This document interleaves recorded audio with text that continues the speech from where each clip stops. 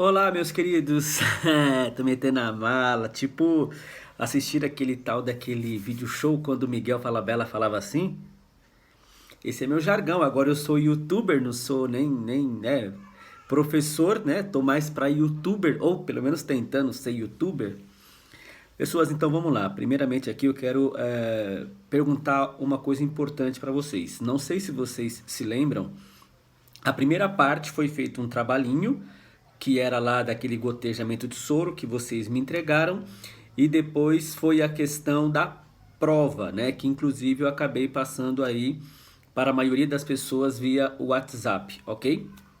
Pessoas, então nessa segunda parte aqui é o seguinte, presta atenção. Nós teríamos também um trabalho e uma prova. Bom, vou fazer para vocês então a sugestão que continue um trabalho valendo nota e a prova, tá certo? O trabalho vocês vão ter que pesquisar, fazer aí bonitinho, postar aí no sistema da plataforma. Na verdade, aí tem uma parte de vocês anexar arquivos, né? O trabalho em grupo, né? Enfim, cada um manda um para o outro via internet, já que está tudo de maneira remota e à distância, né? E depois a prova. Ou nós podemos fazer então duas provas. Eu preciso ter dois conceitos de nota nessa segunda parte, ok? Preciso de dois conceitos. Então o que acontece? Se não fizermos um trabalho e uma prova, podemos fazer duas provas, tá certo? Eu, honestamente, eu vou deixar aí a critério de vocês o que a maioria decidir, aí vocês me comunicam, aí passem para a representante passa para mim aqui via WhatsApp, né? Ela tem contato comigo direto, tá certo? E o que a maioria decidir está decidido. Ou faremos uma prova e um trabalho, ou duas provas. Eu, da minha parte, que já fiz alguns cursos online, vocês vão reparar aí que toda a aula, né? Nós agora estamos na aula, se eu não me engano, enfim, vou postar aqui depois na descrição, né? Ao final desses vídeos, desta aula, se eu não me engano, vocês, acho que é a 44, alguma coisa assim. Enfim, sempre vai ter um questionário, como eu havia dito, e esse questionário é pertinente à sua presença. Respondeu o questionário, você está com presença. Por isso que ao final dos vídeos de uma determinada aula sempre vai ter o questionário, porque ele é a sua presença. E aí vocês repararam que tem algumas tentativas, né? Você tem algumas tentativas, duas ou três tentativas, eu não sei como é que a plataforma está fazendo, mas tem tentativas. Então eu estou falando isso porque na minha parte eu preferia fazer duas matérias, duas provas. Estou falando isso como sugestão. Por quê? Primeiro que você está fazendo em casa. Claro que a sua prova vai ser com consulta, isso é óbvio. É óbvio que você vai tentar fazer, espero eu, e depois é lógico que você não quer ficar com nota vermelha, você vai dar uma olhadinha ali num rascunho, num gabarito, enfim. E é assim o estudo à distância, não tem o que fazer, né? E é lógico que a prova ela vai ter um tempo para você responder, tá certo? Porque senão fica lá o dia inteiro, né? Você deixa lá e fica aqui, né, tentando, procurando, enfim. Mas ela vai ter um tempo, mas mesmo assim ela acaba sendo com consulta. Então o que acontece? Eu sempre estou mandando para vocês os slides ao final da aula, tá certo? E também tem o questionário que é pertinente à matéria. Ou seja, a prova será exatamente em cima do questionário e do slide. Praticamente as mesmas perguntas que está aqui no questionário, que é da sua presença, eu vou tirar algumas delas para ser as questões da prova. Ainda você tem um slide. Então, praticamente você vai ter a cola perfeita para tirar 10. Não é verdade? A verdade é essa. Eu estou sendo sincero com vocês. Tá bom? Então o que acontece? E outra coisa, essa segunda parte aqui é muita informação, é muito conteúdo, é muita coisa. Eu acho que nem dá tempo de eu explicar tudo, até porque senão os vídeos vão ficando muito longos. Eu vou fazer vídeos menores, tá bom? Essas partes dos vídeos menores, tá certo? Então, o que que acontece? Eu, da minha parte, sugestão, enquanto aluno, como eu disse, eu também sou técnico de enfermagem, também me posiciono no lugar de vocês, eu tenho essa empatia, porque eu já tive no lugar de vocês, não fiz técnico de enfermagem à distância, na época, graças a Deus, não tinha essa pandemia que daqui a pouco está passando, mas eu já fiz cursos online, né? É até uma tendência, não adianta a gente até querer fugir disso, tem curso de pós-graduação, de faculdade, um monte de curso, tem cursos que não pode ser à distância, né? Mas tem trocentos, esses teóricos trocentos é tudo online, né? É uma tendência. Então, o que que acontece?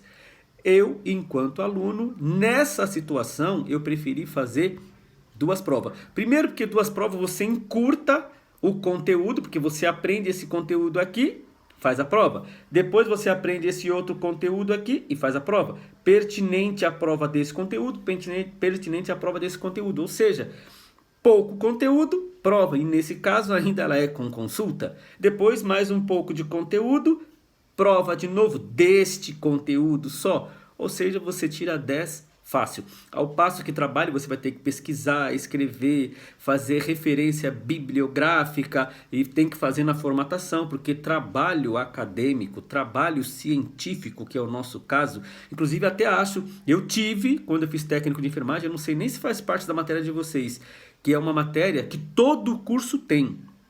E nos superiores, então, com certeza. Mas eu tive enquanto técnico. Não sei se saiu da grade ou se a FREI é que não tem. Mas tem que ter uma exigência, enfim.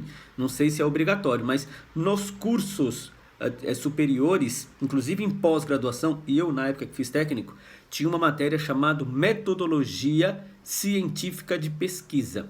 Esta é uma matéria que você aprende a fazer trabalhos acadêmicos, trabalhos científicos, que tem lá toda a formatação correta da página, dos dizeres aqui, né, propriamente do corpo do trabalho, que tem capa, contracapa, sumário, índice, introdução, depois tem lá o parte 1, 2, parte 3, 4, né, que são, até esqueci o nome que fala.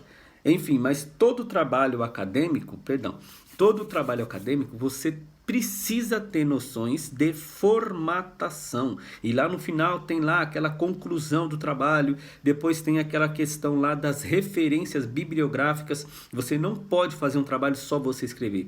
Você precisa ter da onde você bebeu dessa fonte, né? Então, do livro tal, da página tal, foi a citação tal, que precisa ter também a citação em recurso, enfim, tudo isso. Eu não sei se vocês têm essa matéria. Então, eu, pelo menos enquanto acadêmico, nível superior, eu acabei, nessa opção, fazer duas provas, tá bom? O que não pode é uma parte ser trabalho, a outra parte ser prova. Então, a maioria decide, tá bom? Se a maioria decidir e optar por trabalho, então faremos um trabalho em grupo, tá bom? Vocês via e-mail, enfim, comuniquem-se, formem o grupo e aí faz o trabalho e depois apresente e o trabalho vale nota. E depois uma prova ou duas provas, ok? Vocês é quem sabe, tá bom? Tá certo? E o quanto antes me dê esse retorno para que eu possa levar para a direção da escola e aí ficar lá na plataforma, então, duas provas. E é claro que eu passarei para vocês com antecedência a aula que será feita a prova. Lembrando que a prova também tem tempo, né? Ela tem tempo, mas ela é com consulta. O trabalho, de repente, você faz lá com mais tempo, mas ele dá um pouquinho mais de trabalho, tem que falar com o outro, tem que ser em grupo. Tá bom, pessoas? Dito isso, mais uma vez, olha, perdi quase 10 minutos nessa situação, mas não tem jeito. Tem que ser assim, né? Inclusive, se fosse presencial, toda esta conversa, ela seria presencial. E é claro que lá presencial seria trabalho e teríamos que fazer o seminário, teríamos que apresentar o trabalho, mas a distância, então, no caso, pelo menos não tem que apresentar, é só entregar, tá certo? Fica a critério de vocês. Fechou? Queridos, vem comigo, vamos lá então, vamos dar início aqui, dando sequência na nossa matéria, tá certo? Vamos falar agora em relação A apresentação dos fármacos. A apresentação dos fármacos. O que acontece, né? O fármaco, o medicamento, né? A medicação, enfim. Eu falei nas aulas anteriores que nem todo fármaco é metabolizado no fígado. Estranho, né? Se é o fígado que metaboliza tudo, é o fígado que tira a vitamina, que tira o essencial, né, de um fármaco, de um alimento, de uma fruta, e ele que distribui para o nosso organismo essa fonte de energia, esse antibiótico, essa medicação, enfim, tá certo? Ele é metabolizado no fígado. A maioria dos fármacos. Por que não todos? Veja, quando você imagine que você bateu o braço, um exemplo básico, você bateu aqui o braço e aí ficou roxinho, ok? Então você passa no médico, o médico fala, não é nada não, só para tirar esse roxinho vamos passar um iridoide. Ou então quando você, muitas vezes acontece do paciente perder a veia ou dela transfixar a veia e o soro correr para fora, é provável que fique roxinho aqui na situação, ou quando você bate. Tem algumas pessoas que têm muito problema com isso, ainda mais aquelas pessoas que fazem uso de anticoagulante. Então é receitado para essa parte cianótica, essa parte roxinha que ficou, uma pomada chamada iridoide. Ótimo, essa pomada ela é passada no local e ela age exatamente no local. Por esse motivo, essa pomadinha de iridoide foi metabolizada no fígado? Não, ela agiu local. Por esse motivo, nem todo fármaco é metabolizado no fígado, tá certo? Por exemplo, eu uso óculos, né? Meu óculos está até vencido, zoado aqui, ó. E aí, o que acontece? Você sempre... Olha, pessoas, eu peço perdão porque eu não tenho um foco, né? Preciso comprar um foco aqui para não ficar tão negro, né? Não tão... Enfim. O que acontece? Então... Aí, até coçou o olho, nem pode. Então, às vezes, por exemplo, eu faço uso de colírio. Ou a pessoa, por exemplo, que pegou um conjuntivite, enfim, né? E aí o médico receita um colírio anestésico, um colírio que contém propriedades antibióticas, enfim, e você vai lá e pim, pim, ok. Isso metabolizou no seu fígado? Não, evidente que não. Por este motivo, este é dois exemplos práticos do que nem todo fármaco, exemplos práticos de que nem todo fármaco é metabolizado no fígado. Entendeu, pessoas? Então a resposta é assim. Por exemplo, os fármacos são, por exemplo, se tivesse na prova uma perguntinha assim, né, ou no questionário, todo fármaco é metabolizado no fígado? Não, nem todo fármaco é metabolizado no fígado. A maioria deles, sim, mas não são todos. Haja visto esses dois exemplos que eu trouxe para você. Um outro exemplo também é a inalação. Você está lá fazendo a inalação e ela vai para as suas vias respiratórias, né? E aí dilata o seu pulmão, enfim, os alvéolos pulmonares, lubrifica, né? Enfim, oxigênio, se a inalação for com oxigênio, também tem com ar comprimido, enfim, você está lá fazendo a inalação. Pô, metabolizou no seu fígado? Não.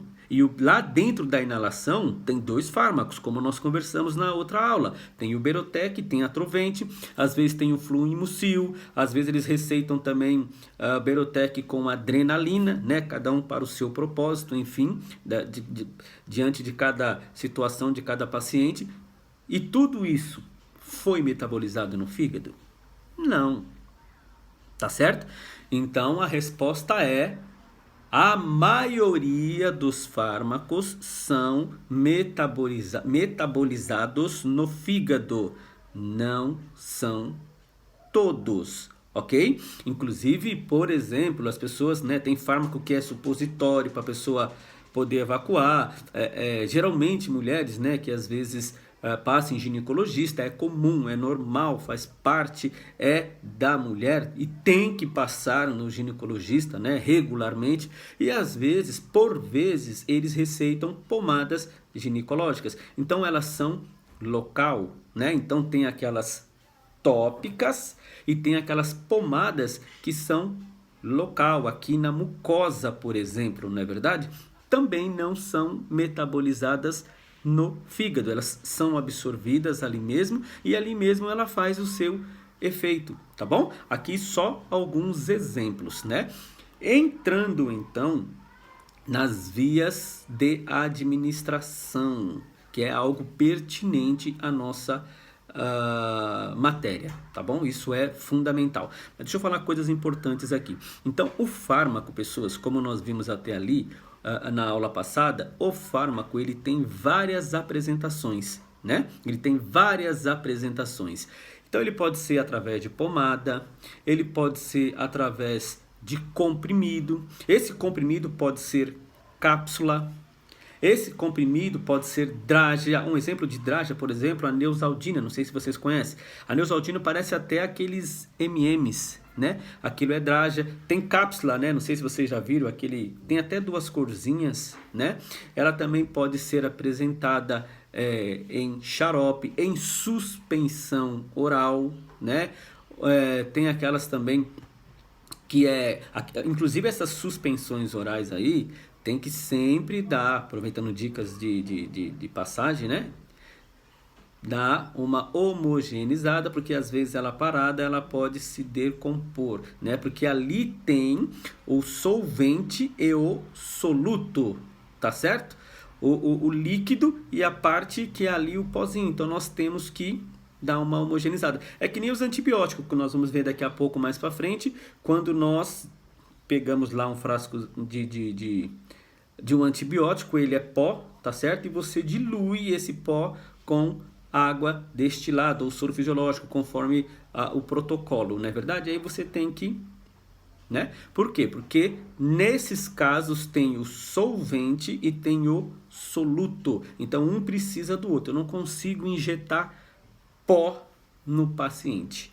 Tá bom, pessoas? Então isso daí é só um pouco aqui, uma passagenzinha em relação aos fármacos que podem ser apresentados de várias formas, inclusive o comprimido ele tem aí trocentas apresentações, né? Drágia, comprimido, pastilha. Na verdade, já viu aquelas pastilhas?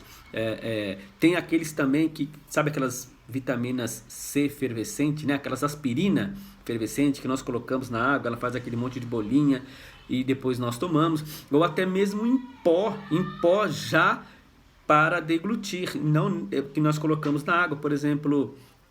Lembra aquele sorrisal, aquele sal de fruta N, não sei quem conhece? Era um pozinho que nós colocávamos na água, né? E ele era um antiácido, não é verdade? Ou um bicarbonato, enfim, tá bom, pessoas? Então aí é só a apresentação de alguns fármacos, tá certo? Que eles podem vir modificado de várias formas, né? E a partir daí ser administrado, tá certo? E aí sim nós vamos entrar agora nas vias de administração, ok? Vamos dar sequência aqui então, pessoas. Então está claro aí, conforme foi no vídeo passado, né, que nem todo fármaco é metabolizado no fígado e muitas vezes nem precisa entrar na corrente sanguínea, ele age ali no local. O exemplo que eu dei aí do iridoide, não é verdade? Ou seja, tem fármaco que se liga a algum receptor e tem que ser metabolizado no fígado. Tem outros que mesmo antibióticos e anti-inflamatórios, não sei se vocês já ouviram falar da Cataflam pomada. Às vezes você está com uma inflamaçãozinha aqui, o médico muitas vezes, além de receitar um remédio via oral, ele também passa uma pomada anti-inflamatória aqui, dependendo de uma articulação sua, não é verdade? ou às vezes associam as duas vias. Por exemplo, as pessoas que têm ou que teve micose de praia, de piscina, enfim, às vezes eles passam lá o micostatin, né, micotizan, enfim, tem vários lá no local que está a micose e também passa um antifúngico via oral. Não é verdade? Nesse caso, precisa da ação local e também da metabolização no fígado para entrar na circulação e ser absorvido por algum receptor para curar isso quanto antes, não é verdade? Pessoas, então aqui vamos falar agora das vias de administração, tá? Eu vou falar das principais, lembrando que tem muitas vias de administração, a começar, por exemplo, com a tópica, via de administração tópica. É exatamente quando você passa a pomadinha aqui na sua pele. Esta via de administração chama-se via tópica. Eu também citei no vídeo passado, por exemplo, se a pessoa tem que tem que fazer uso de um supositório, a pessoa está com fecaloma, não consegue evacuar, então temos a via retal, VR, via retal, tá bom? Tudo é via de administração, via tópica, via retal. Às vezes nós vamos, quando nós nos depararmos com uma prescrição médica, vai estar só as iniciais, entendeu? Então, VT é via tópica, vai ser uma pomadinha tópica. VR, via retal, é quando o paciente tem que fazer, por exemplo, um enteroclisma, ou um flit enema, ou um supositório, então vai estar escrito lá, prescrição médica, né?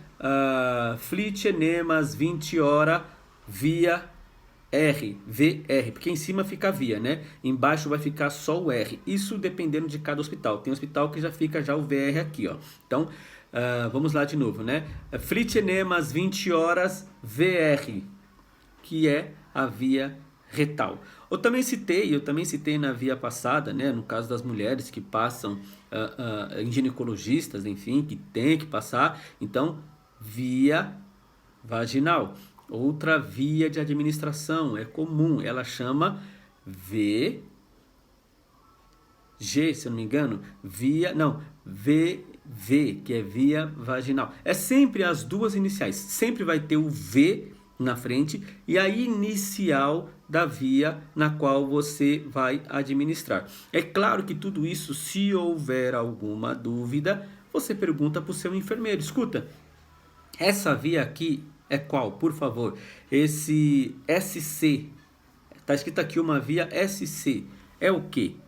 Né? Então você pergunta lá para o seu enfermeiro e o seu enfermeiro vai orientar você com certeza, ou ele vai atrás ali do médico de repente, porque cada caso de paciente são casos extremos, todo dia nós estamos aprendendo coisa nova, todo dia vendo coisas novas, né? Por isso que eu vou falar aqui só das principais. Por exemplo, também temos a via inalatória, que eu também falei lá da inalação, tô só linkando com o que eu falei. A pessoa, então, quando faz a inalação, né, com os fármacos lá, Berotec, Atrovente, enfim, Fluimucil, conforme a prescrição médica, então, VI, sempre, veja, sempre são as iniciais, VI, via inalatória, tá certo? Isso serve para inalação, serve para aquelas situações que você respira a fim de absorver ela até o seu pulmão, porque é lá que ela vai agir, ok? É claro que quando a pessoa está com o nariz congestionado, e aí vai pingar aqueles rinossoro ou descongestionantes nasal, repare, isso não é inalatória, ele age aqui, ó. Então, ele é via nasal, VN. Só aqui uma coisa importante, apesar dos dois serem, né, administrado nas narinas, um é inalatória, porque ele precisa chegar até os seus alvéolos pulmonares, tá certo? E o outro vai agir só aqui na sua cavidade das narinas, ok, pessoas? Por exemplo, esses rinossoro. Então, via nasal, tudo bem? ok? Via nasal uma coisa, via inalatória, beleza? Então, meus caros, via nasal uma coisa, via inalatória outra coisa, tá bom? Apesar dos dois serem administrados nas nossas fossas nasais, tá certo? Está claro? Como estamos aqui na cabeça, então vamos falar, por exemplo, do colírio que eu também havia citado, que às vezes eu também faço uso. Então, aqui, segura a onda aí, tá escorregando aqui o meu, aqui ó, segura aí. Já não tem foco, ainda fica escorregando o negócio. Pessoas, então a próxima via também importante, que nós estamos citando algumas, é a via otológica. Via otológica é quando você faz lá um medicamento, acho que se eu não me engano chama ceruminha, alguns aí, né, que é para quantidade de cero, para desentupir o ouvido, enfim. Essa via de administração, que também no caso nem é metabolizada no fígado, ela age ali no local, apesar de ser introduzida, injetada lá dentro, né, através das gotinhas. Essa via do ouvido chama via otológica, otológica, ok? Nesse caso fica VOT. As iniciais fica VOT. Por que fica via OT, né? Em vez então de dois, fica três iniciais. Por quê? Para não confundir com a via oftálmica. Via oftálmica. A via oftálmica é nos olhos. Então veja, a via otológica, se fosse só dois, ia ficar VO. Via oftálmica também ia ficar VO. Nestes dois casos, então, uma fica VOF, que é a via oftálmica, oftalmologista, né? Que são esses médicos que cuidam da vista. Então a gente consegue até associar. E a via OT, que é a via otológica, que é o otorrinolaringologista, que cuida dos ouvidos, né, da parte aqui do pescoço, nariz e garganta, né? Então aqui fica a via oftálmica no olho e a via otológica no ouvido. Esses são um dos casos que ficam três iniciais. Pessoas, isso aqui é só mesmo passagem que faz parte para a gente conhecer as principais, mas tudo isso trabalhando, você pergunta para o seu médico, para o seu enfermeiro, e também você já saca, né? Seu paciente está lá com uma conjuntivite enorme e tal, é lógico que se você pegar uma prescrição que chegou em suas mãos escrito VO e você tem um colírio, né? Porque ele vem da farmácia, lógico que esse VO será de via oftálmica. Tá bom? Então, só para não confundir os nomes, via oftálmica, VOF, olho, oftálmica, oftalmologista, olho, tá bom? E tem a via otológica, VOT, otológica, que é no ouvido, tá bom, pessoas? Tá certo? E aí nós já falamos de outras vias aqui, tal, biriri, e agora vamos entrar nas que nós mais usamos dentro do hospital, ok? Eu vou começar aqui com uma parte bem importante, que é a via oral. A via oral.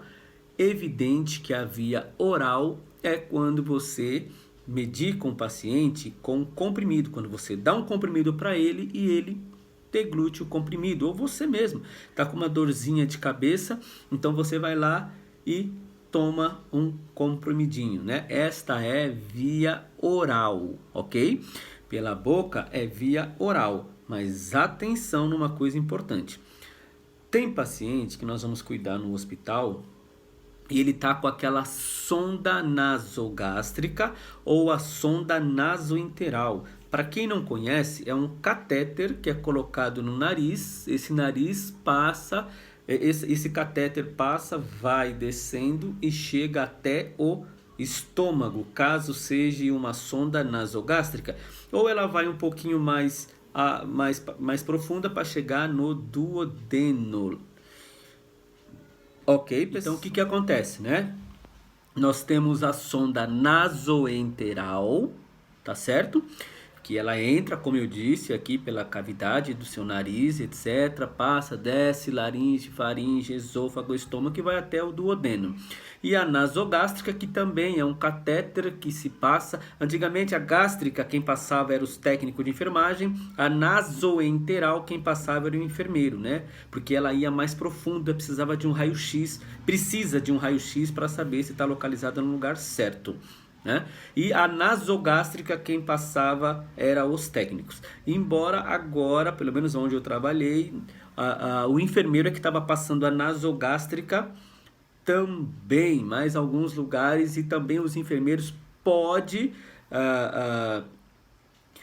pedir para que você passe, entendeu? Ele pode delegar que você passe a sonda nasogástrica, ainda assim pode passar. Tem lugares que já é função do técnico, mas a nasoenteral, ela é passada só pelo enfermeiro. Isso vocês vão aprender em outras matérias, tá? É só a título aí de quem nunca ouviu falar. É uma espécie de uma mangueirinha fininha que ela entra aqui no seu nariz, né? E você vai introduzindo ela até ela chegar aqui no seu estômago, caso seja gástrica. E a mesma coisa, só que é uma mangueirinha, um catéterzinho, tá? Tô falando mangueirinha de modo bem genérico, tá bom? Mas é um catéterzinho que também introduz aqui no seu nariz e vai descendo, eles vão empurrando, lógico, com xilocaína gel, para além de deslizar, também anestesiar, e o enfermeiro introduz e passa do estômago, vai até lá o duodeno, depois ele faz o teste. Na nasogástrica, eles injetam, pegam uma seringa, tá? Até a título de curiosidade, quem não conhece, aqui na ponta que ficou para fora, pega uma seringa de 20 e joga ar. E um outro, ou ele mesmo, com esteto, fica com aqui, né, no ouvido e aqui com essa parte do diafragma aqui em cima, aqui do externo, onde está mais ou menos a região aqui do estômago, não é verdade? E no final do externo, né? E aí, quando alguém aqui na ponta ou você mesmo injeta ar, você escuta, ausculta aqui, ó.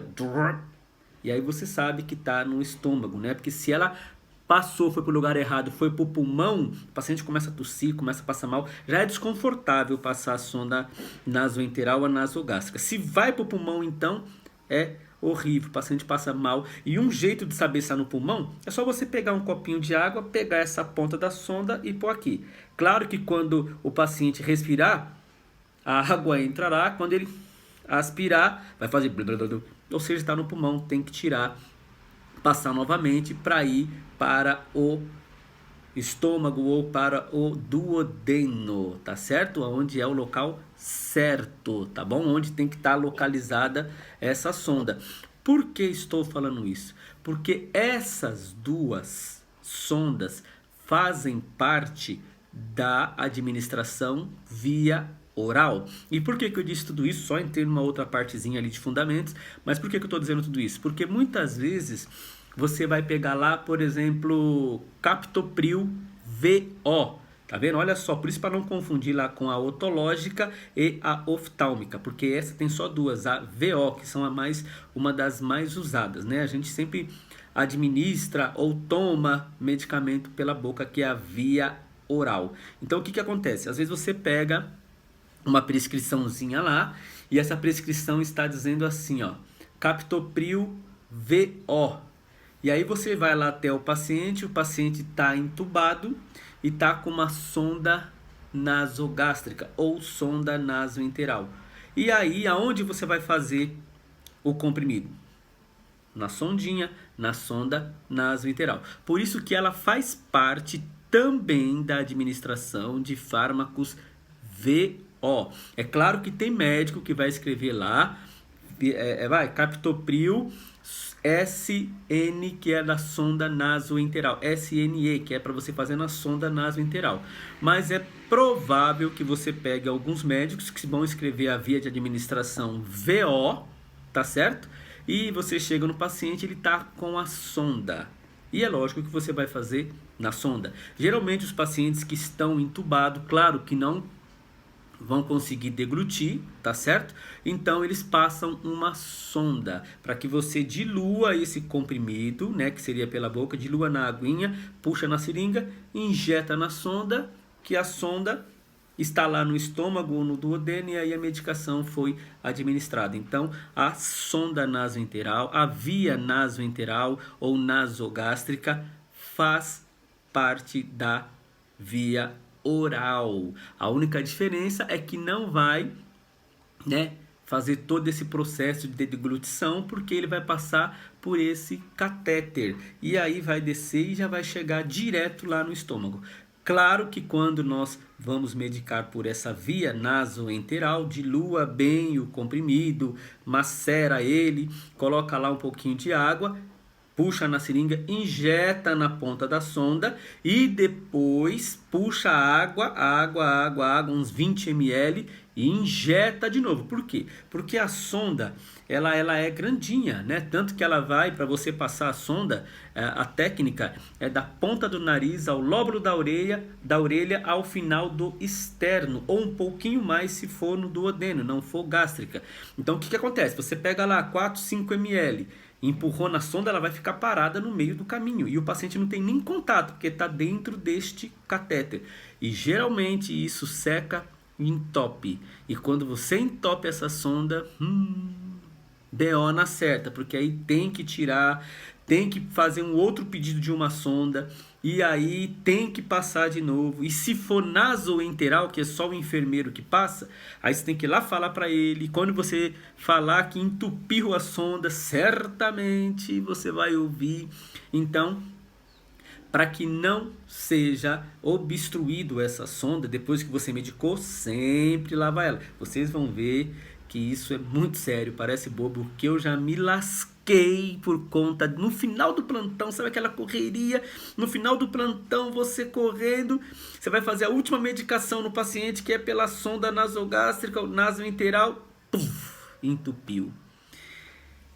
Puxa vida, vocês não queiram saber o BO que não é para falar para a enfermeira que também tá correndo, que às vezes já tá passando um plantão, que você tem que falar para ela vir passar, meu... BO, então sempre façam a água filtrada, nesse caso na sonda nasoenteral, na sonda nasogástrica, não é água destilada, não é água esterilizada. Por quê? Porque ela faz parte da via oral, então pode ser água filtrada. É como se ele estivesse bebendo água. A diferença é que ele não vai sentir o paladar, porque vai cair direto lá na parte de baixo do sistema digestório, ok? Então a dica é sempre lavar. Este é o cuidados de enfermagem. Então estou entrando aqui nos cuidados de enfermagem em relação à via de administração oral. Tá certo? Se for sonda nasogástrica, geralmente a sonda nasogástrica ela é mais grossa, ela é mais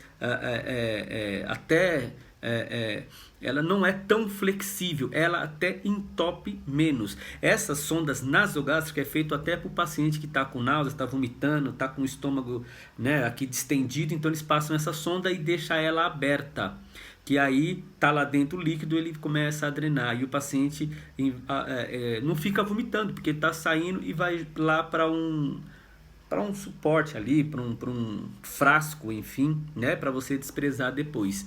Então, usado mesmo para dieta é a sonda nasoenteral. Ela é realmente usada para dieta, tá certo?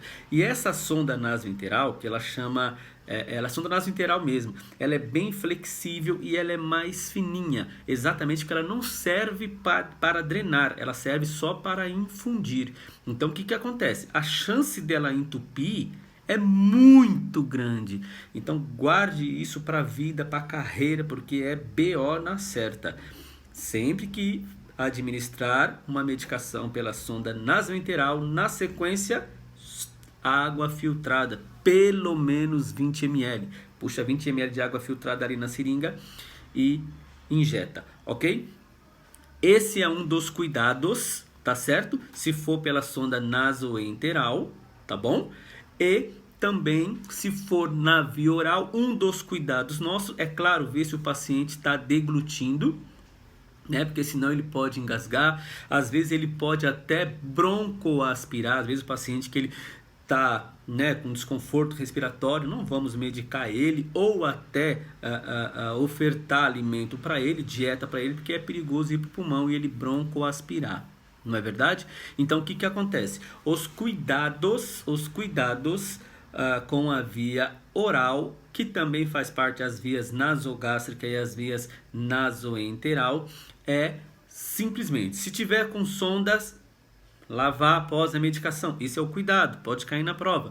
E a via oral, ver se o paciente tem capacidade de deglutir, se ele está consciente. Às vezes o paciente está lá sonolento, você coloca um comprimido na boca dele, ele não vai engolir. Então, os cuidados de enfermagem que são pertinentes a nós, é isso, na via oral, ver se o paciente tem capacidade de engolir, de deglutir, se ele está acordado, se ele está orientado, e na sonda nasoenteral, sempre fazer a lavagem com água filtrada depois. Tem paciente que está conseguindo deglutir, só que às vezes o comprimido é grande, então nós podemos cortar o comprimido, partir o comprimido em 2 partes ou até 4 partes para que fique menorzinho, né? E você dê as 4 partes, né, se for o caso, para ele deglutir melhor. Esses são os cuidados de enfermagem, né?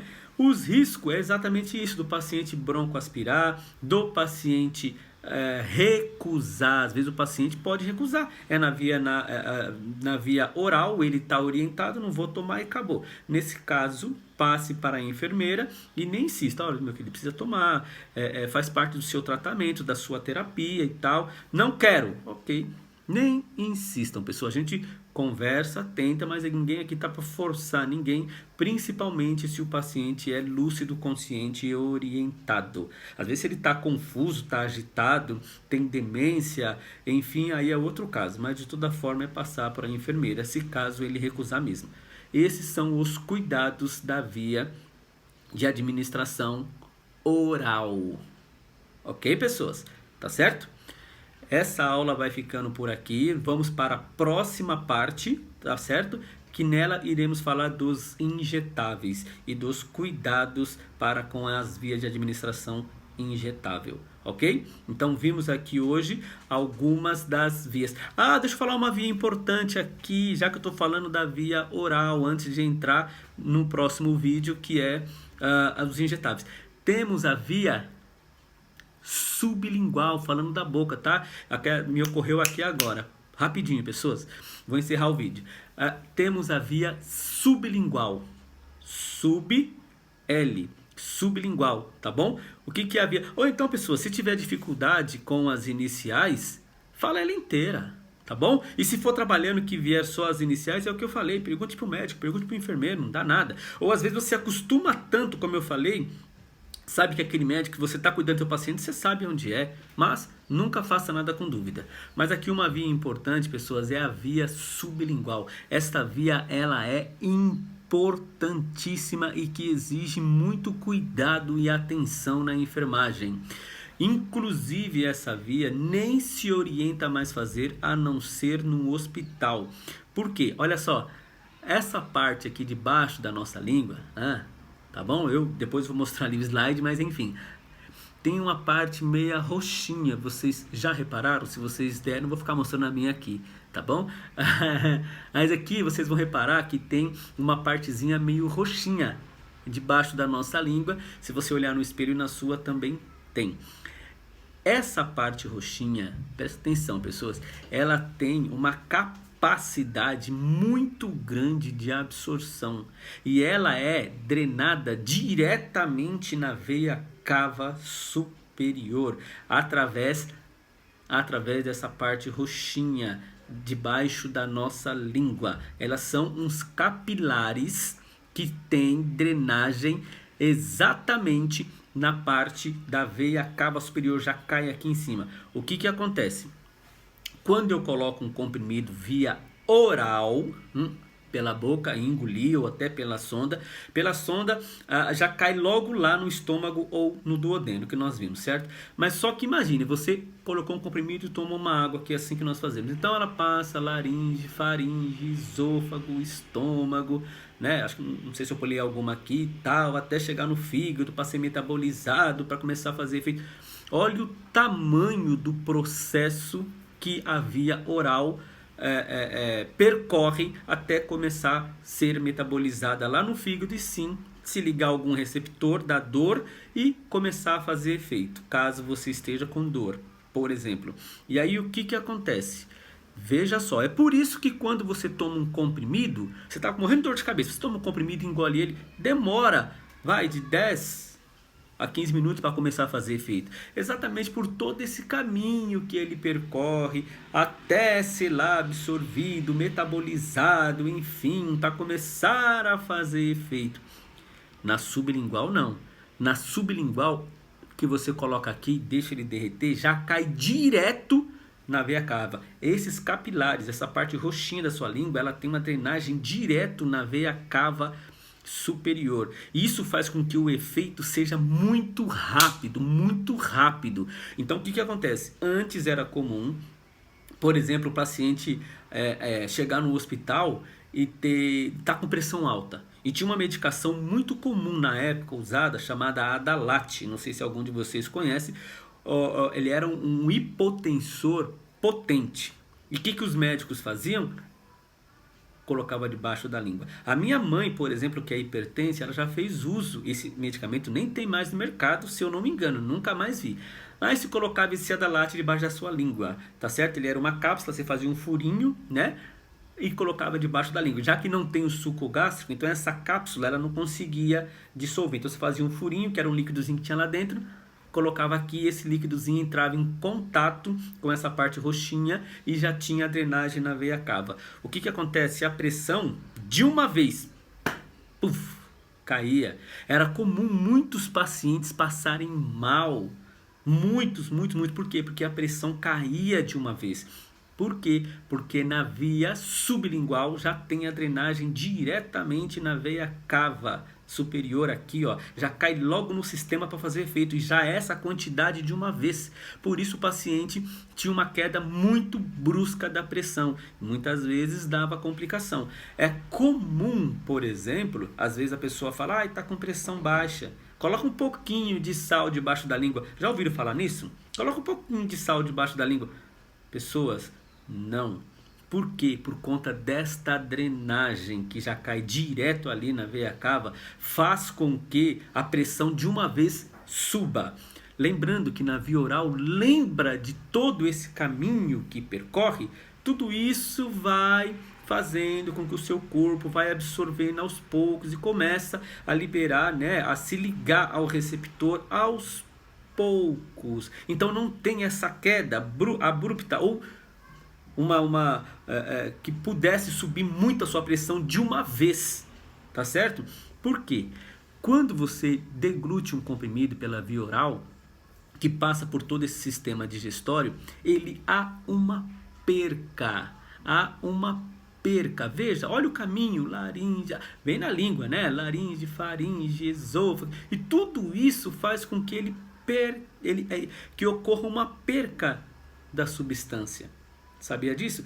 E isto chama-se efeito de primeira passagem. O efeito de primeira passagem, eu vou pôr no slide. O efeito de primeira passagem é exatamente esta perca que o fármaco tem ao percorrer o seu sistema digestório inteiro até chegar no fígado para ser metabolizado. Esta perca chama-se... meu Deus... de primeira passagem, meu Deus do céu, Ave Maria, efeito de primeira passagem, pessoas, gravar em casa é osso, desconcentra, família olhando, enfim, prefiro vocês me olhando aí na sala de aula. Então isso chama-se efeito de primeira passagem. Quando você administra uma medicação via oral, ocorre o efeito de primeira passagem. Quando você faz sublingual, repare, ele não percorreu todo esse caminho. Ele já drenou direto na veia cava, ou seja, não houve o efeito de primeira passagem, e é por isso que o cara tem uma queda de uma vez. É por isso, né, se for um hipotensor que ele colocou debaixo da língua, tá certo? Ah, o paciente tá lá com baixa de glicose, né? Tá hipoglicêmico. Ah, coloca um pouquinho de açúcar debaixo da língua dele. Pessoa, isso é de uma vez. Não, o ideal é fazer oral para que o organismo vai absorvendo. E isso só é feito às vezes em caso de isordil, quando o paciente chega infartado no hospital, mas aí o cara é monitorizado, é acompanhado pelo médico, é diferente.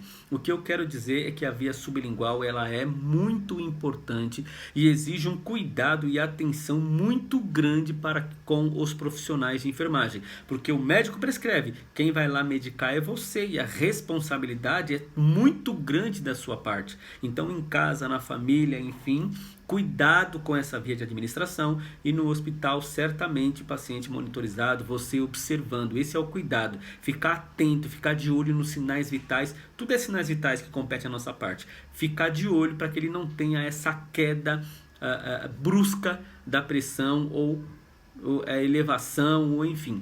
Tá certo? Então cuidado com a via de administração sublingual, porque ela não tem o efeito de primeira passagem. Olha uma curiosidade.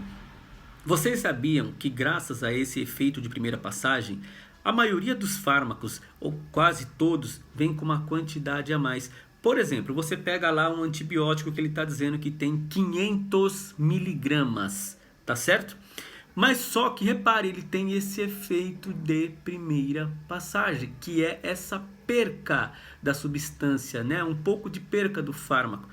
Mas o médico não prescreveu 500? Então, se há essa perca, como é que faz? Vai curar a minha infecção? Vai, porque esse fármaco vem escrito ali 500, mas certamente ele já sai de fábrica com mais, levando em consideração esse efeito de primeira passagem, que é essa perca que ocorre durante todo o processo digestório que ele percorre. Então, olha só que curioso.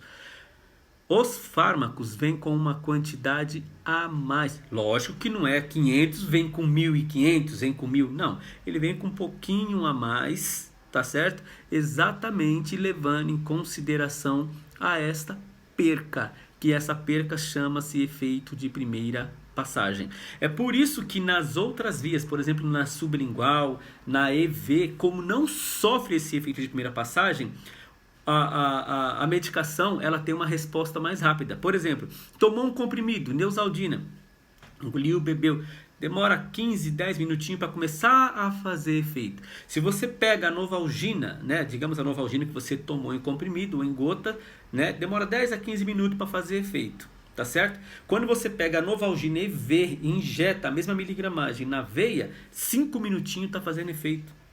Por quê? Primeiro que não sofreu o efeito de primeira passagem, tá bom? Nesse caso da ampola vem corretinho, porque ela é EV, ela não é VO. E outra coisa, ela não percorreu todo o sistema digestório, ela já entrou na circulação e aí já sobe aqui para a veia cava e começa a ser distribuído, enfim, e já começa a fazer efeito muito mais rápido. Por isso que as medicações por via EV são bem mais rápidas. Tá certo? Vou encerrar por aqui para nós ir para a próxima parte e sim entrar nos injetáveis, EV, IM e etc. Ok, pessoas? Deus abençoe, obrigado. Acabei falando muito, vou começar a fazer vídeos menores. Deus abençoe.